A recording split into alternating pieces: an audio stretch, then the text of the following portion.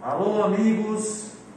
Estamos iniciando agora as filmagens da segunda parte de conjuntos numéricos, tá certo? Na primeira parte, nós estudamos os conjuntos dos números naturais, inteiros, racionais e irracionais. Fazendo um flashback, tá certo?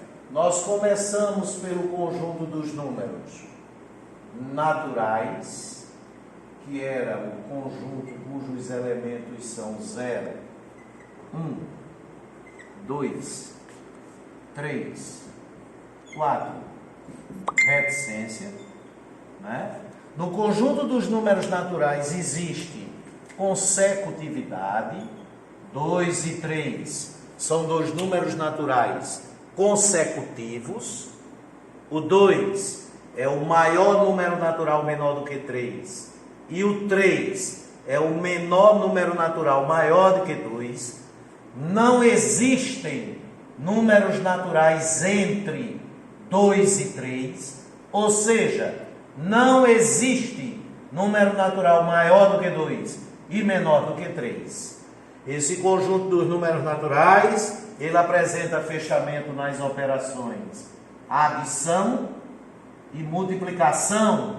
Então, a soma de dois números naturais sempre é um número natural e o produto entre dois números naturais sempre é um número natural. Mas a diferença, o resultado da subtração entre dois números naturais, por exemplo, 5 é natural, 7 é natural, mas se você quiser subtrair nessa ordem, não existe número natural para expressar esse resultado. E também, se você quiser dividir o 7 pelo 5, no universo dos naturais, não existe número natural que multiplicado por 5 dê 7. Por quê? Porque se você coloca aqui 1 vezes 5, 5 para 7, 2. Tem que ser maior do que 1. Só que o número natural maior do que 1, consecutivo a 1, é o 2. Se você coloca aqui o 2, 2 vezes 5, 10, passa. Então, teoricamente, esse quociente tem que ser um número entre 1 e 2. E como 1 e 2 são naturais consecutivos, não há número natural entre 1 e 2. Tá certo? Por isso que o conjunto dos naturais não apresenta fechamento nessas duas operações. Nem toda subtração de dois naturais é possível, nem toda divisão entre dois naturais é possível. Tá certo? Aqui não é possível por quê? Porque o minuendo é menor do que o subtraendo. Teria que ser maior ou igual. Por exemplo, se fosse maior, 5 menos 3, aí era 2. Se fosse igual, 5 menos 5, aí seria 0. Tá? Mas como o minuendo é menor do que o subtraendo, 5 menos 7, essa subtração é impossível. E no caso da divisão, porque o 7 não é múltiplo de 5. Se aqui ao invés de 7 fosse um múltiplo de 5, 15, aí era possível 3, porque 3 vezes 5, 15, para 15, 0. Em seguida, veio o conjunto dos números inteiros, com a principal finalidade de proporcionar o fechamento da subtração, tornar uma subtração como esta possível. E quais são os números inteiros? São os próprios naturais, 0, 1, 2, 3, reticências, né? Então, uma parte dos inteiros são os naturais, tá? E foram criados os simétricos ou opostos dos naturais não nulos, que são 1, 2, 3. Então, para o 1, com o advento dos inteiros, surgiu o menos 1, que é o oposto ou simétrico de 1. E assim sucessivamente. Menos 2, menos 3, reticências. Logo, então, isso aí proporcionou a criação desses números que não existiam nos naturais, que são os inteiros, excluindo o zero. Negativos, os inteiros negativos, proporcionou o fechamento da subtração. Uma subtração como essa, 5 menos 7, que é impossível nos naturais, passou a ser possível nos inteiros, porque se fosse 7 menos 5 seria 2, mas como é 5 menos 7, é o simétrico de 2. É por isso que essa operação não era possível nos naturais, porque nos naturais não existia o simétrico de menos 2. Bom, então esse conjunto dos números inteiros, ele proporciona o fechamento da adição, da multiplicação e da subtração. Continua sendo impossível nos inteiros algumas divisões, aquelas mesmas que não eram possíveis nos naturais, quando o dividendo não era múltiplo do divisor, porque quando era múltiplo, tanto é possível nos naturais como nos inteiros. Mas, por exemplo, se eu ponho aqui o 13, não há número inteiro nem natural nem inteiro, que multiplicado por 5 dê 13, porque teoricamente teria que ser um número maior do que 2, porque 2 vezes 5, 10, ainda é menor do que 13, e menor do que 3, porque 3 vezes 5, 15, aí passa do 13. Então tinha que ser um número entre 2 e 3, e não há número entre 2 e 3 no universo dos inteiros. Aí, para proporcionar o fechamento da divisão, vieram os números racionais. Número racional é toda fração que não existia nos universos dos naturais inteiros, fração ordinária. C, fração ordinária, e C um número racional, se equivale. Todo racional é fração ordinária, toda fração ordinária é racional. Se não for racional, não é fração ordinária. Se não for fração ordinária, não é racional. E por que eu tenho que dizer fração ordinária e não simplesmente fração? Porque existem frações não ordinárias que, consequentemente, não serão racionais. E o que é preciso para ser uma fração ordinária? Então, vamos ver esse conjunto por compreensão. Então, o conjunto dos racionais, para ser elemento dele, um certo x, ser elemento dos racionais, ele tem que ser igual a uma fração. Mas como não pode ser uma fração qualquer, tem que ser ordinária. O que é preciso para uma fração ser ordinária? Tal que este numerador P seja elemento dos inteiros e o denominador Q seja elemento dos inteiros não nulos. E por que esse denominador Q tem que ser um inteiro não nulo? Porque o denominador corresponde ao divisor. E existe um postulado na álgebra, mais especificamente na aritmética, um postulado milenar que afirma que é impossível dividir por zero. Na aula passada fizemos até aquela brincadeirinha com a sua calculadora. Do you remember? Então, a partir de agora, essa divisão 13 dividido por 5, que era impossível nos naturais e nos inteiros, agora não tem o menor problema com o surgimento das frações ordinárias. Você agora, no universo dos racionais, pode efetuar essa divisão, tornando-a exata, com o resto zero. Então, que número é esse que a gente já sabe que fica entre 2 e 3, que multiplicado por 5 dá 13, que nem é natural nem é inteiro, porque 2 e 3 são consecutivos nesses dois universos. É o número 13 sobre 5. E essa fração é ordinária, porque o numerador 13 é inteiro, é o sucessor do 12, é o antecessor do 14, e 5 é o inteiro não nulo. E veja que esse número, que não existe nos naturais nem nos inteiros, que é maior do que 2 e menor do que 5, é o único número, 13 sobre 5, é o único número que multiplicado por 5, o resultado é, tchan, tchan, tchan, tchan, cancela 5 com 5, 13. Perfeito! Bom, visto isso, na Grécia surgiram os números irracionais. E esses números irracionais, o conjunto dos números irracionais, não tem uma representação nem por extensão, nem por compreensão, só por diagramação. E como é que ficaria no diagrama? Primeiro conjunto numérico que surgiu, naturais, por ampliação, os inteiros, por ampliação, os racionais, porque todo natural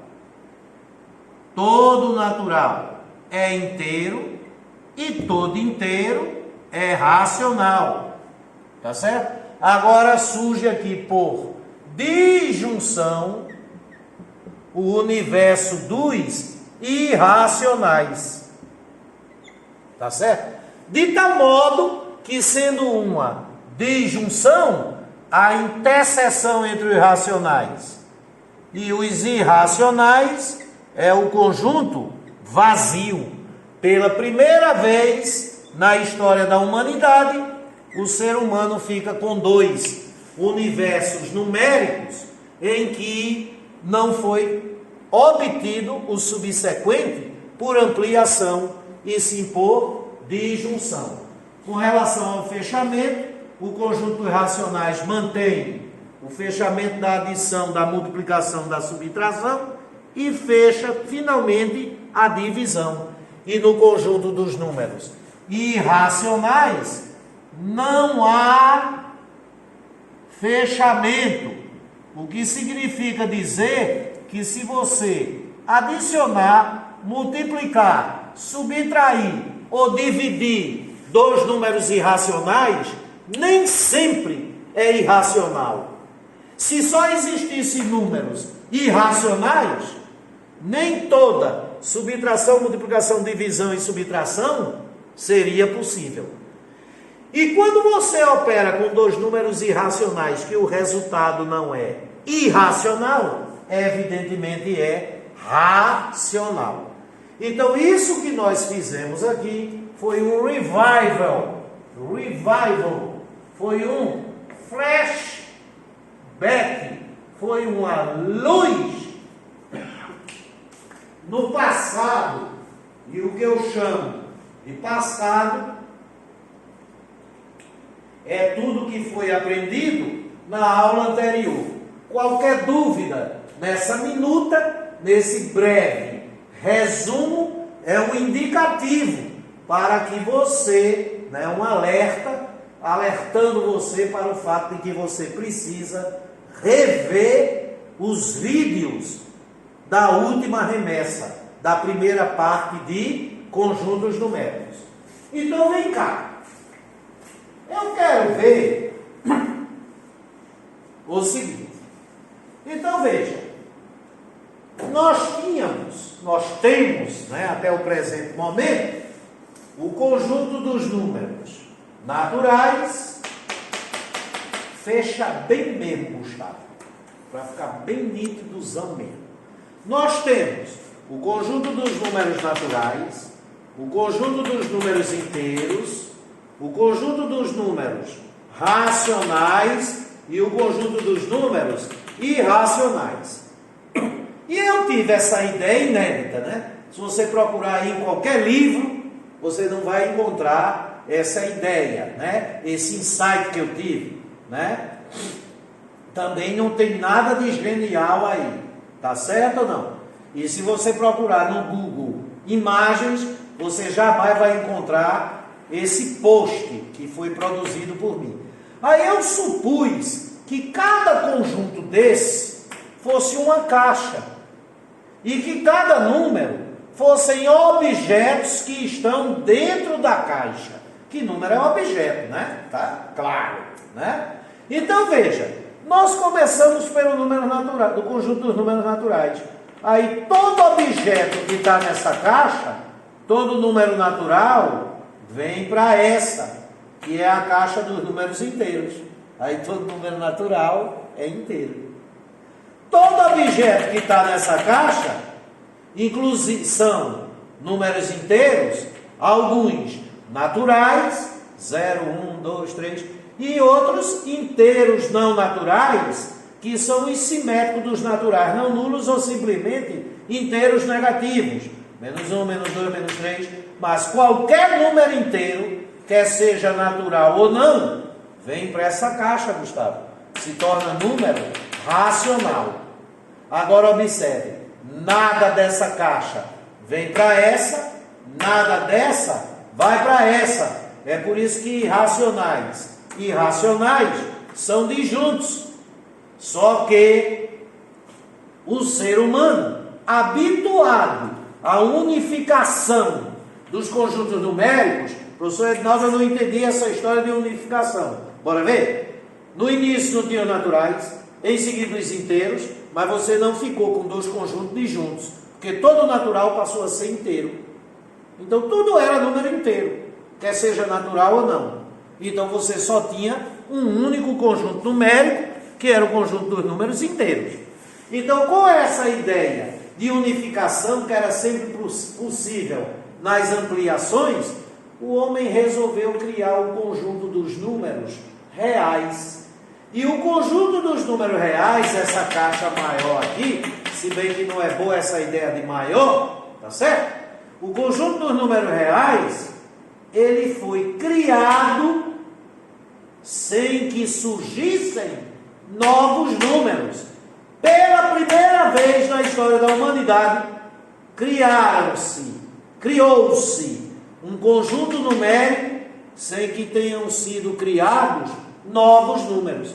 O conjunto dos números reais, essa caixa, foi obtida assim, pegando-se todos os números racionais, trazendo para ela, todos os números irracionais, trazendo para ela, e a partir de agora, qualquer número que tiver aqui, quer seja racional, quer seja irracional, é um número real.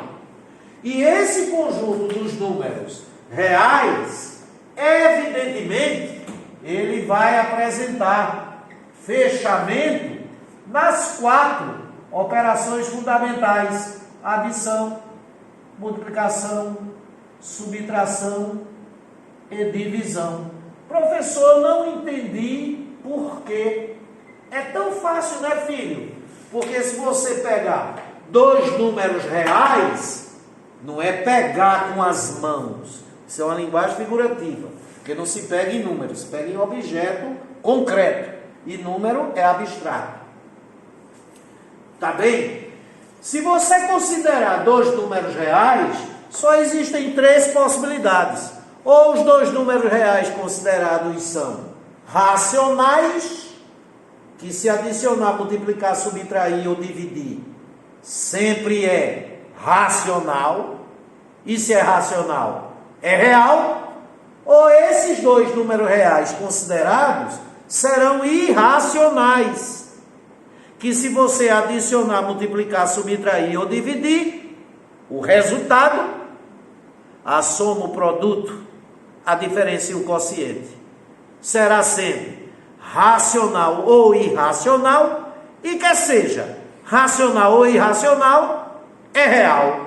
E se os 2 números reais considerados for um racional e o outro irracional, quando adiciona, multiplica, subtrai ou divide, o resultado é sempre irracional, e sendo irracional é real, à exceção da multiplicação e da divisão, se o racional considerado for 0, né?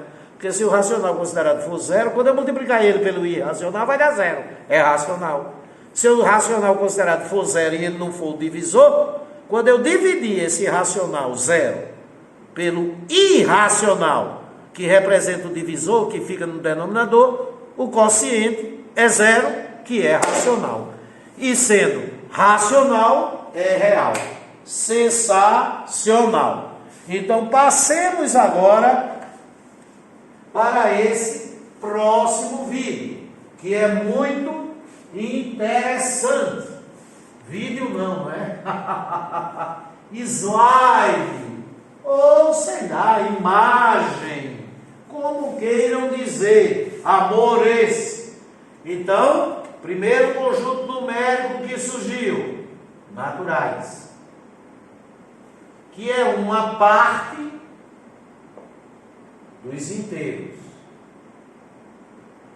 que é uma parte dos racionais, que é disjunto, olha aqui a disjunção, dos irracionais, e cuja reunião é o conjunto dos reais. Nós até podemos dizer, olha que coisa linda, meu amor, que no universo dos números reais ocorre uma bipartição por disjunção.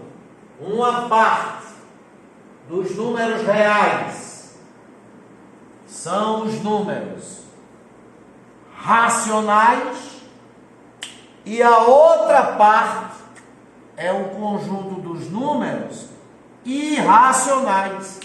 E não há número real que não seja racional e não seja irracional.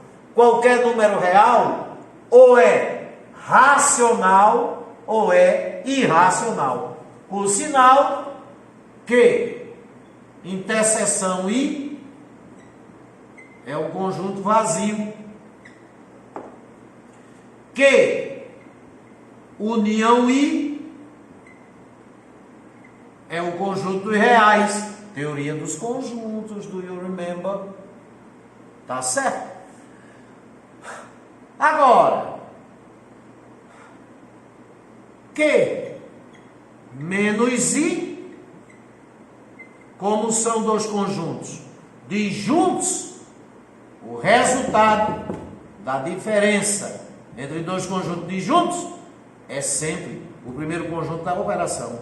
Porque aqui em tese, isso já foi estudado, eu estou lhe perguntando o que é que faz o conjunto dos racionais ser diferente dos irracionais. Todos os racionais. Afinal de contas, número racional algum é irracional. Então, o fato dele ser racional já o faz diferente dos irracionais. E reciprocamente, I menos que, o que é que faz os irracionais serem diferentes dos racionais? Os próprios irracionais. Sensacional. Outra coisa, né? Isso que nós temos aqui, essa figura, né? É um esquema, né, professor? Não sei o quê. Olha, não chame isso de esquema.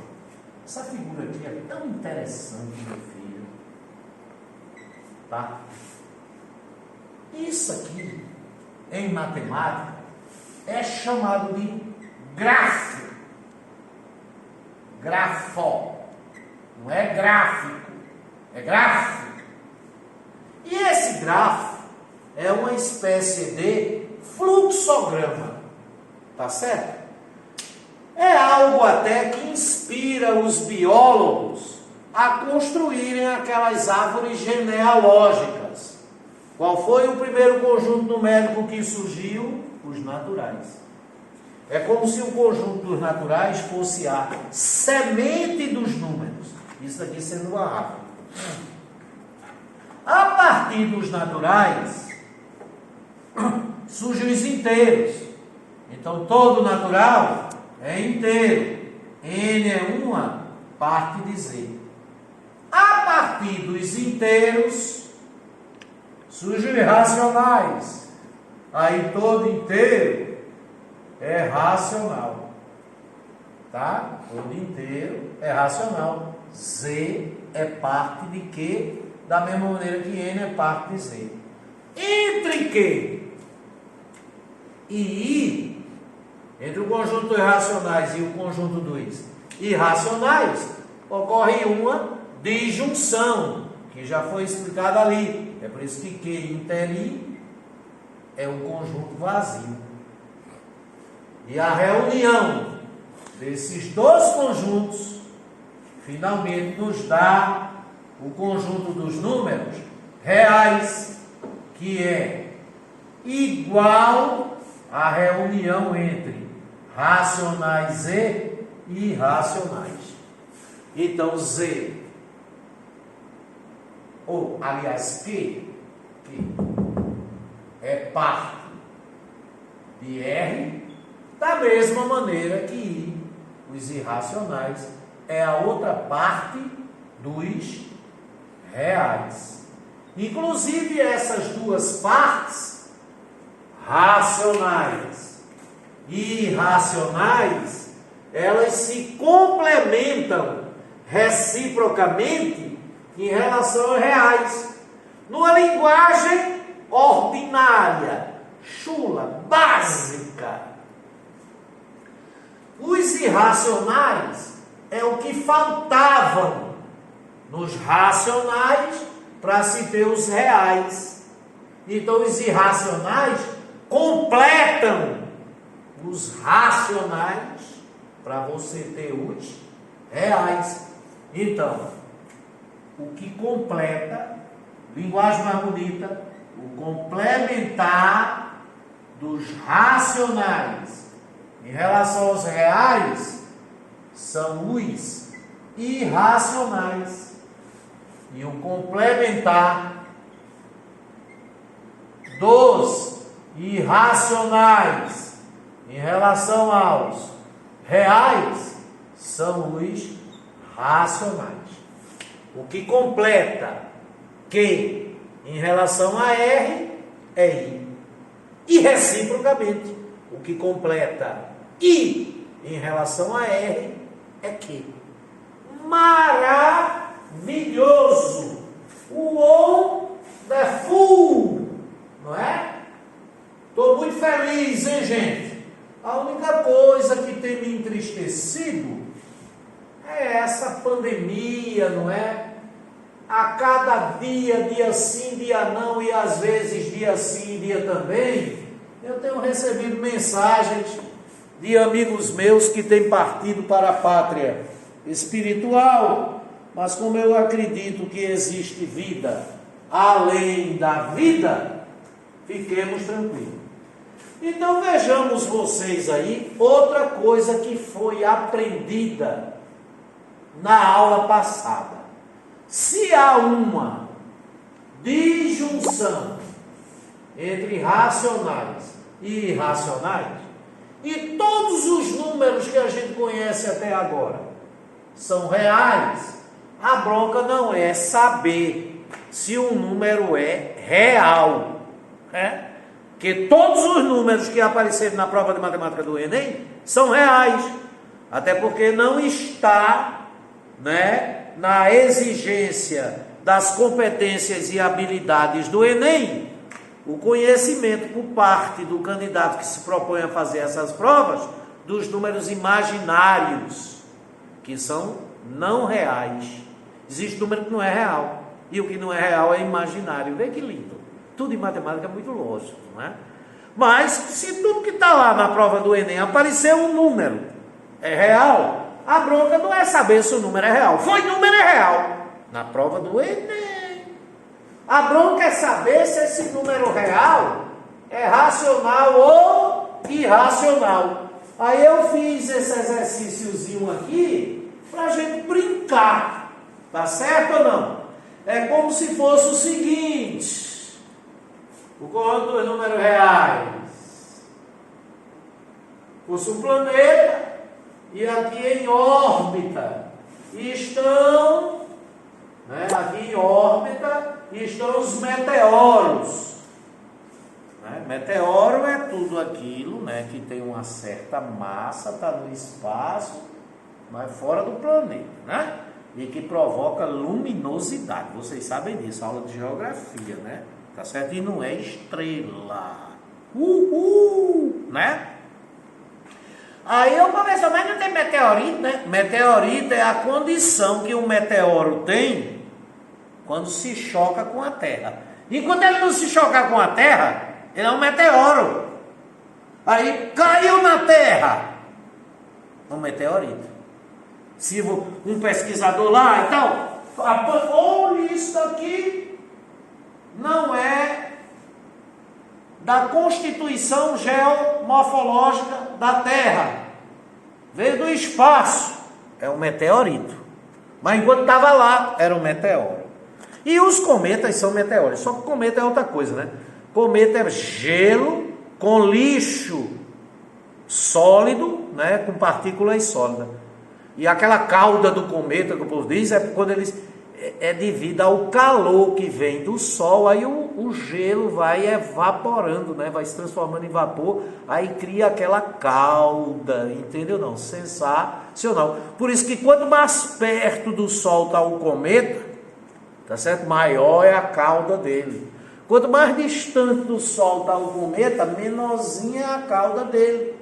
Tá certo? Quanto mais perto da boca do fogão tiver a panela com água, mais evapora. Quanto mais distante, menos evapora. E não é, agora, quando eu digo mais distante, é assim, lá na cozinha, lá sobre o próprio fogão, quando você levanta a panela da boca do fogão, assim, um pouquinho, suspende, né? Aí ela fica recebendo menos calor, consequentemente evapora menos depois que entrou em processo de ebulição. Mas isso é astronomia, né? É uma parte, não é nem geografia, viu? Então admita, para brincar, que esses números aqui estejam na condição de meteoros. E que aqui está a Terra, e eu quero transformar todos esses meteoros em meteoritos. Ou seja, que eles venham para a Terra, caiam na Terra, fiquem na Terra. E a Terra é o conjunto dos números reais. Gostaram da brincadeirinha? Let's play with me. Vamos começar por aqui. O número 3, quando chega lá no conjunto dos números reais, ele fica onde? 3 é natural. Se é natural, é inteiro. Se é inteiro, é racional. Se é racional, não é irracional. É um racional. Evidentemente não é irracional. E sendo racional é real. Então o 3 é natural, inteiro, racional, real. E sendo um real racional, não é irracional. Bora em frente. E a raiz quadrada de 9? Está na forma de radical, né? Mas como 9, a aula passada está no vídeo documentado, como 9 é um quadrado perfeito, 9 é o quadrado perfeito de 3, a raiz quadrada de 9 é 3. Se é 3, é esse mesmo número. É só uma maneira diferente de escrever o mesmo número. Cuidado para não pensar que raiz quadrada de 9 é um número e 3 é outro. Não é não, baby. É o mesmo número. Oxe, mas não está do mesmo jeito. Aí eu gostei. São duas maneiras diferentes de se escrever o mesmo número, o mesmo indicador de quantidade. Legal? É como se fosse assim: o romano, três tracinhos, ou o egípcio, tá? Aí o indo-arábico, pau! Essa quantidade representada aqui por esses algarismos romanos, também egípcios adotavam a mesma forma, nessas unidades. E a quantidade está representada aqui são iguais? São, então os números são iguais. Não são iguais os algarismos. Legal ou não? Então, sem maiores delongas, se a raiz quadrada de 9 é 3, cai aqui nos naturais. Então a raiz quadrada de 9 é natural, inteiro, racional, real e não é irracional. E a raiz quadrada de 7? Ó, como é que não está né? Como 7 não é quadrado perfeito, a raiz quadrada de 7 é irracional. Se é irracional, é real. Se é irracional, não é racional. Não sendo racional, muito menos é inteiro, muito menos é natural. Legal ou não?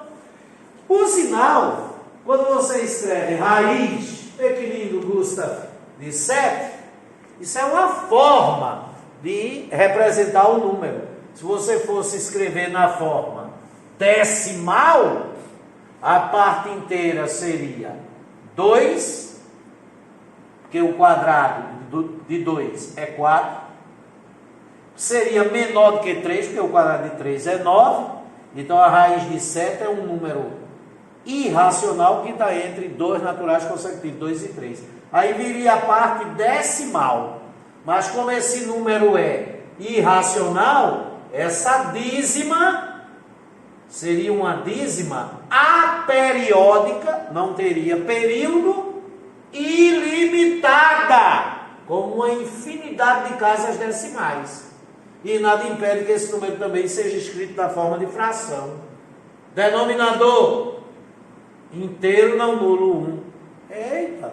Só que o numerador jamais seria inteiro, porque é a raiz de 7. Né? E se é a raiz de 7, é irracional. Se é irracional, não é racional. Se não é racional, não é inteiro. Sensacional. Vamos evoluir. E esse número aqui, my baby, que na aula passada eu mostrei até um videozinho, falei sobre ele, o número de ouro, né? A constante chamada de razão áurea, como a sua dízima, é ilimitada e não tem período, é um número irracional. Se é irracional, é real. Só que quando um real é irracional, não é racional. E o nosso amado π, que a dízima é ilimitada e a periódica. Por sinal, tem professor que diz que esse número não é exato. É para morrer de rir. Tá certo? Não existe número sem exatidão, porra. Todo número é exato. Pi aqui Google, pi é exatamente o quociente da divisão exata. Porra, vem ver. Ele é exatamente o quociente da divisão exata, quando o dividendo é o comprimento de uma circunferência, né? Que é você pegar a circunferência e retificar o comprimento, dividido pelo diâmetro. Se você pega o comprimento da circunferência e divide pelo diâmetro, que é a corda que passa pelo centro, vai ser, o quociente vai ser exatamente, a divisão é exata e o quociente é π. Π é o único número que, multiplicado pelo diâmetro de uma circunferência, o resultado é exatamente o comprimento dela. Bola para frente. Bora vir aqui. E olha aí os cometinhas se transformando todos, os meteoros se transformando em meteoritos, todos ficando aqui na Terra, que é o conjunto dos números reais, né? Não é linda essa brincadeira? E esse jovem donzelo de pedra aqui, 4,77777, que podia ser escrito assim, né? 4,/7, aulas passadas. Esse número, a dízima dele é ilimitada, mas é periódica. E o período é 7. Né? Se a dízima é ilimitada, periódica, ele é um número racional. Agora, cuidado. Ele é um número racional que não é inteiro, porque não existe número inteiro entre 4 e 5, e não sendo inteiro, muito menos natural. Vamos andar. E menos 5 sobre 2. O oposto, o simétrico de 5 sobre 2. Isso daqui é uma fração. Inclusive é uma fração ordinária. Porque o numerador 5 é inteiro e o denominador 2 é inteiro não nulo. Uma fração ordinária, não aparente, porque 5 não é múltiplo de 2, por sinal essa fração, 5 sobre 2, ela é o quociente da divisão exata de 5 por 2. Ah, professor, mas é o oposto. Então, ou é do oposto de 5 por 2, ou é do 5 pelo oposto de 2. Né? Se é uma fração ordinária não aparente, é um número racional que não é inteiro. Tá certo? E sendo não inteiro, não é natural. Então, menos 5 sobre 2 não é natural, não é inteiro. É racional. Se é racional, é real. E quando um real é racional, não é irracional. Viva Jesus! Vamos em frente? E a raiz cúbica de 8, baby? A raiz cúbica de 8. 8 é cubo perfeito. É o cubo perfeito de 2. Se 8 é cubo perfeito, a raiz cúbica de um cubo perfeito é natural. Se é natural, é inteiro, é racional. Se é racional, é real. E se o real é racional, não é irracional. E o menos 2, minus 2. Esse número, sem maiores delongas, ele é inteiro, não é natural, porque não existe natural negativo, né? Por sinal, ele é o oposto ou simétrico do natural 2. Então, menos 2 é inteiro, não é natural. Se é inteiro, é racional. Se é racional, é real. E se é real e é racional, não é irracional. Então, menos 2 não é natural, é inteiro, é racional, não é irracional e é real. Olha o bonitão aqui. O número de Euler. O número de Euler, que é o resultado daquele limitezinho famoso. Limite. Agora isso é na universidade. De 1 mais 1 sobre n elevado a n. Quando n tende a mais infinito. Quando seu professor de cálculo botar isso no quadro, você já diga, professor, o valor desse limite é o número de Euler. Que na forma decimal se escreve assim. A dízima é ilimitada, aperiódica, e se a dízima é ilimitada e não tem período, se tivesse período era racional. Como não tem período, é irracional. Se é irracional, não é racional. Não sendo racional, nem é inteiro, nem é natural. Ele é irracional e é real. Então o número de Euler não é natural, não é inteiro, não é racional. É irracional e é real. Menos 0,4. O simétrico de 0,4. 0,4 é racional e o seu simétrico também. Tá certo? Agora é um racional que não é inteiro, porque ele fica entre dois inteiros consecutivos, entre 0 e menos 1. Então ele é racional, não é inteiro, não é natural. É racional, não é irracional e é real.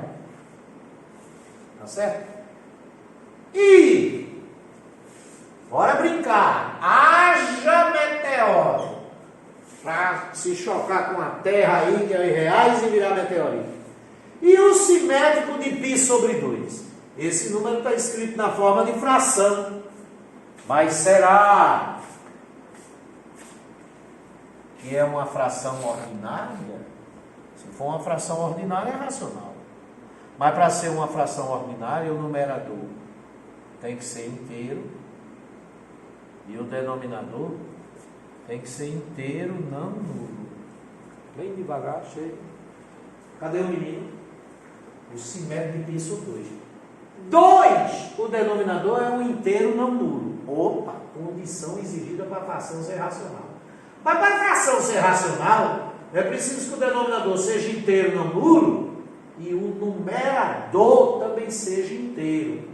Como esse numerador é pi é irracional, se é irracional, não é racional. Não sendo racional, não é inteiro. Então essa fração não é ordinária por causa do numerador.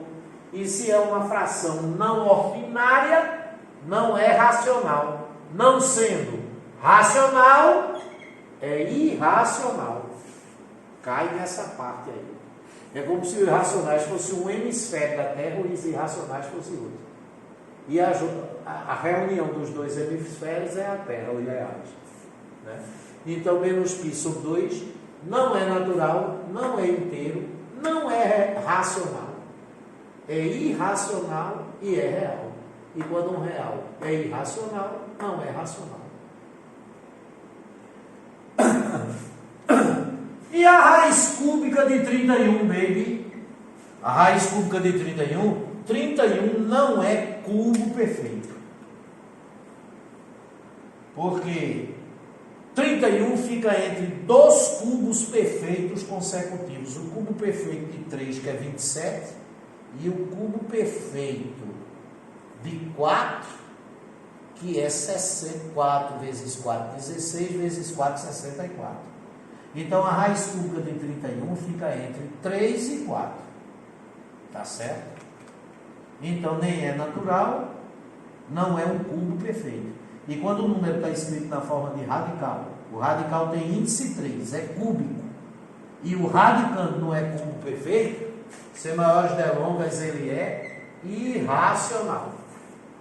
Vamos andar um pouquinho mais rápido depois dessas explicações todas. E menos 1,666666. A dízima é ilimitada, é periódica, período 6. Esse número, por sinal, podia ser escrito assim, menos 1,/6. E como a dízima, apesar de ser ilimitada, é periódica, ele é racional. Agora, ele é um racional que não é inteiro, então não é natural. E se ele é racional, não é irracional, mas é real. Então esse número aqui, ele não é natural, não é inteiro, é racional, não é irracional, é real. E esse garoto aqui, o simétrico da raiz quadrada de 3, como 3 não é quadrado perfeito, diretamente para os irracionais. E fatorial de 4 sobre o número de Euler. Vê que número bonitinho. O fatorial de 4 do Yuri Mema, da aula de análise combinatória, 4 vezes 3, vezes 2, vezes 1. 24. Então esse número é 24 sobre o número de Euler. Ele está escrito na forma de fração. Mas não é uma fração ordinária. Apesar do numerador ser inteiro, que é uma exigência, mas para ser uma fração ordinária, além do numerador ser inteiro, esse denominador tinha que ser um inteiro não nulo. E o número de Euler é irracional. Se ele é irracional, não é racional. Se não é racional, não pode ser inteiro. Então, se está na forma de fração e não é ordinária, esse meteoro, quando chegar na Terra, cai no hemisfério dos irracionais. E se é irracional, é real. Se é irracional, não é racional. E se não é racional, nem é inteiro, nem é natural. E o escândalo está aqui, né? Π sobre o número de Euler. Ou seja, Esse numerador é esse cara aqui, ó. E o denominador é esse cara aqui, o número de I. Então você tem aqui um número escrito na forma de fração que o numerador e o denominador são ambos irracionais. Se são irracionais, nenhum dos dois é racional, nenhum dos dois é inteiro. Essa fração não é ordinária. E números na forma de fração, que a fração não é ordinária, são irracionais. Espero que meus queridos amigos, além de terem entendido, tenham achado tudo muito, muito fácil. It's, ele é very, muito. Is, fácil. It's very, is. Sensacional. Aí o bonequinho agora já não tem mais dúvida. Você não acha esse bonequinho tão interessante, né? Ele remete a uma das obras mais belas, né, de um artista plástico chamado Rodin, o Pensador. Então ele agora não tem mais dúvida quando pensar para saber se o número é racional ou irracional. Quero dizer a vocês que o Enem cobra essa habilidade de reconhecimento da natureza de um número com muita veemência. Não foram poucas as vezes que caíram questões na prova do Enem onde bastava você identificar se o número era racional ou irracional, tá certo? E em caso sendo racional, você identificar nas partições dos racionais se ele também era inteiro ou ainda natural. Agora aqui uma besteirinha, né? Nós quando estudamos teoria dos conjuntos, nós vimos as operações entre conjuntos. E como o conjunto dos números racionais,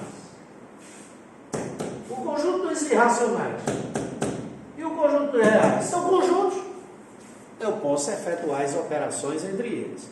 Eu já andei até brincando aqui, ó. Como são 3 conjuntos e a gente só opera com 2 de cada vez, né? Então nós vamos ter tantas possibilidades aí quantas forem as combinações de 3, 2 a 2. Legal? Por que eu não tenho combinação? Porque no caso da reunião e da interseção a ordem não interessa, né? E eu estou querendo só saber quais são os 2 conjuntos com os quais eu vou operar. A quantidade de combinações de 3, 2 a 2 pode ser escrito dessa maneira ou dessa. Vamos começar pelo denominador. Então, tenho 3 conjuntos disponíveis, vou escolher 2, sem considerar a ordem, não existe ordem inicialmente, a não ser quando eu for efetuar a diferença, fica 1 na reserva.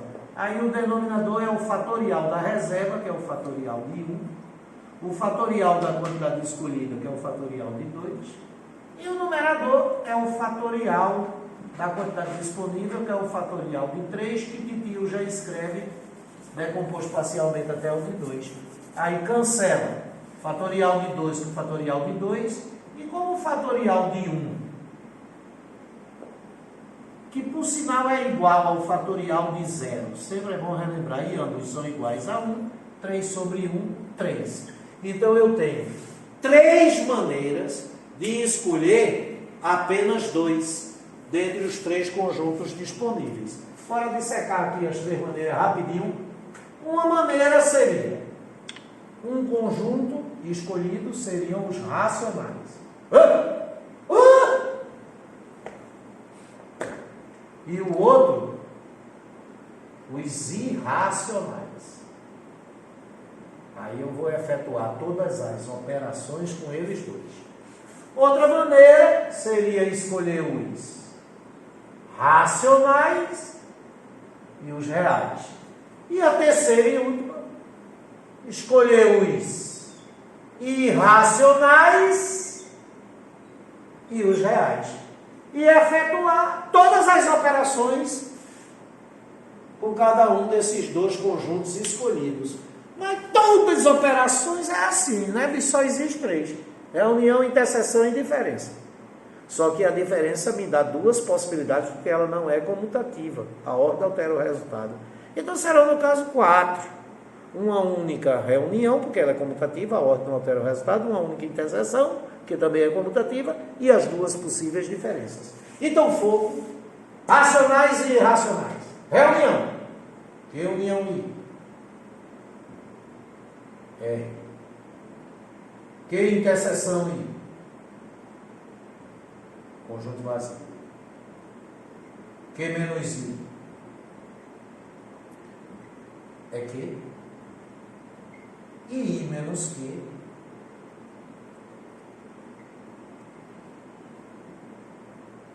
E I menos que é I.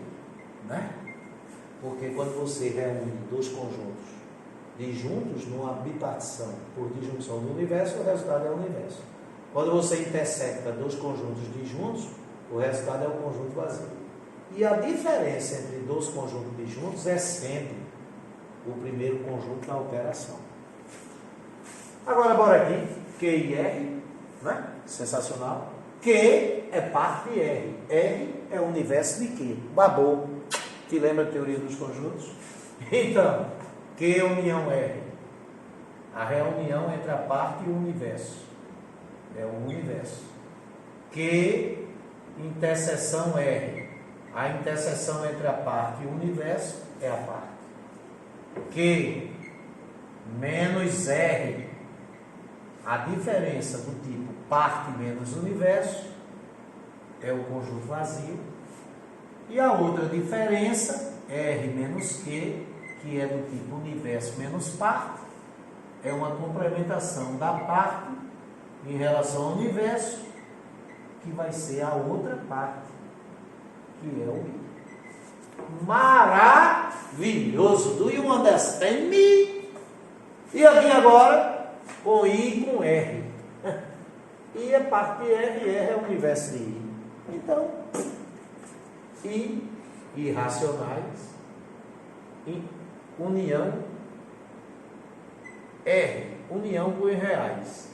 Irracionais, união, reais. É a reunião entre a parte e o universo. Reunião entre parte e universo é o universo.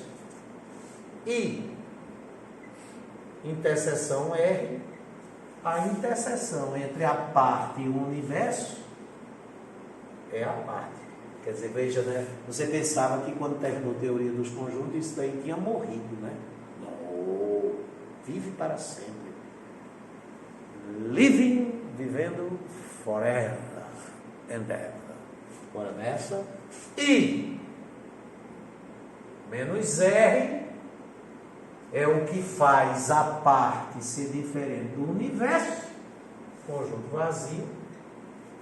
E R menos I, o que faz o universo ser diferente da parte, é o que completa a parte em relação ao universo, que é a outra parte da bipartição por disjunção. Atenção, viu? Isso daqui também é muito importante. O que não é importante, titio não coloca. Mas titio Ed, eu assisti às aulas desse assunto por aí foi. E não se falava nada disso. É por isso que você ainda não está lá na universidade.